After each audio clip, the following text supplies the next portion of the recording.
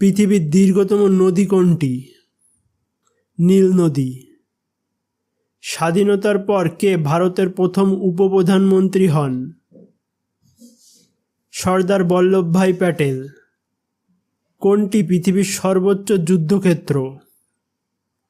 সিয়াচেন হিমবাহ।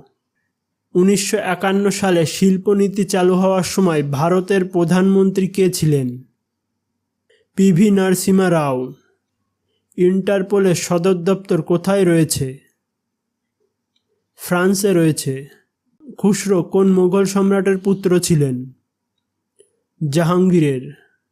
নিউটনের প্রথম সূত্রকে কি বলা হয়? জাড্ডের সূত্র বলা হয়। নিচের কোনটি সবচেয়ে নমনীয় ধাতু? সোনা। বিধবা পুনর্বিবাহ আইন কবে পাশ হয়? 1856 সালে পাশ হয়।